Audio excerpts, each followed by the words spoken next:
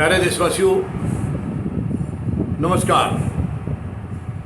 अब 2-3 दिन से एक बड़ी विशेष बात सुनने में आ रही है, चीता। और अब ये भी हो गया है कि प्रधानमंत्री महोदय हमारे इंसान हैं या शेर हैं, ये भी बातें चल रही हैं देश में। इनको शेर बताया जा रहा है, तो इसका मतलब इंसान नहीं है। ये वीडियो हम 2 पार्ट में बनाएंगे। पार्ट 1 में फ़िलहाल जो चीते की जो कहानी चली है इसके बारे में बात करेंगे, और पार्ट 2 में कुछ बात ये करेंगे कि प्रधानमंत्री को और क्या करना चाहिए, या ये चीते वाली कहानी शुरू कब हुई और कैसे कैसे आगे बढ़ी है, इसके बारे में हम बात करेंगे। तो पार्ट 1 में हम फिलहाल बात करेंगे कि अभी 2 दिन पहले 17 को प्रधानमंत्री महोदय का जन्मदिन था, और ये संयोग ही है क्योंकि पहले से सोच के प्लान किया गया था ये ऐसा कि उसी दिन चीते को भी लाना है। चीते जो विदेश से आए थे उनको छोड़ने के लिए चिड़ियाघर में खुद प्रधानमंत्री महोदय पहुंचे हैं। ये एक मतलब सोची समझी चाल थी कि चीता आएगा और उसको खुद प्रधानमंत्री छोड़ेंगे, फीता काटेंगे चीते के लिए, मतलब चीते के लिए फीता। वैसे भी इन्होंने फीते ही काटे हैं और किया तो कुछ है नहीं अभी तक, करने की इनके पास ना सोच है और ना ही शायद इनको ज़रूरत भी नहीं है देश के लिए, किसी के लिए, क्योंकि देश को ये अपना मानते ही नहीं है। लेकिन अब आप देखिए, अब इनके जो कुछ गोदी मीडिया लगा लो या कुछ इनके और चहेते हैं, उन्होंने क्या क्या कहा है। एक श्रीमान जी न्यूज़ के हैं, उन्होंने कहा है शेर लाया चीता, शेर लाया चीता। अब देख लीजिए, शेर कौन हुआ? तो प्रधानमंत्री हुए। शेर लाया चीता, ये उसने लिखा है। एक और इनकी महिला मंत्री हैं जो दूसरे प्रधानमंत्री महोदय को चूड़ियाँ भेंट करने पसंद करती थी, मगर इनके लिए उनके पास चूड़ियाँ नहीं बची हैं। उन्होंने कहा है शेर ने अपना जन्मदिन मनाया चीते के साथ। अब यहाँ पर बड़ी मतलब विचित्र सी बात है, अगर शेर चीते के साथ जन्मदिन मना रहा है तो शेर को क्या फिर पीएम हाउस में आना चाहिए? शेर को भी उसके साथ जंगल में रहना चाहिए था, चिड़ियाघर में रहना चाहिए था, क्योंकि शेर और चीते ये तो चिड़ियाघर में ही होते हैं, जंगल में होते हैं। फिर इनका पीएमओ में क्या काम है? तो यानी ये समझ में नहीं आ रही है कि इतनी स्पून फीडिंग लोग क्यों करते हैं, आखिर क्या वजह है?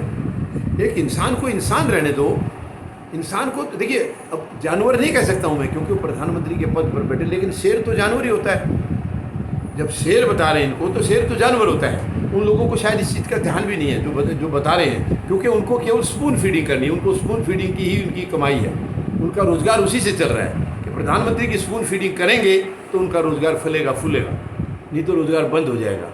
एक रोज़गार के लिए कितनी देखिए कितनी अपनी हदें पार करते हैं। एक इंसान को शेर बता रहे हो, ये मुझे नहीं मालूम प्रधानमंत्री महोदय ने खुद उनको कह के ऐसा कहलवाया है या इनकी मर्जी के बगैर कहा है। अगर मर्जी के बगैर कहा है तो प्रधानमंत्री महोदय को उनसे सवाल करना चाहिए, अरे भाई मैं तो इंसान हूँ, मुझे तुम लोगों ने जानवर बना दिया, यानी कि एक शेर बना दिया। ये बड़ी अफसोस की बात है। देखिए, प्रधानमंत्री जो होता है वो देश का होता है, और देश के प्रधानमंत्री को कोई शेर कहे, अब शेर का मतलब जानवर होता है, तो ये बात कहाँ तक जायज़ है? प्रधानमंत्री की कुर्सी पर कोई व्यक्ति विराजमान है, वो देश का गौरव होता है, देश की शान होता है प्रधानमंत्री।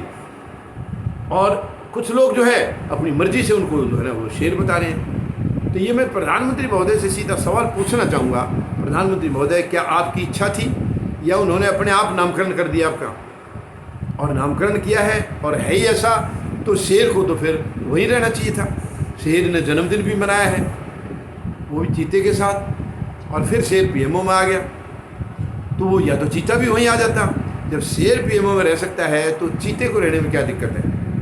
ये मतलब बड़ी बेतुकी सी बातें हैं, बड़ी शर्म सी आती है कि ऐसे लोग नौटंकी करते रहते हैं, कोई काम नहीं इनका। ये लोग देश को मजाक समझ रहे हैं, देश ऐसे नहीं चलता है।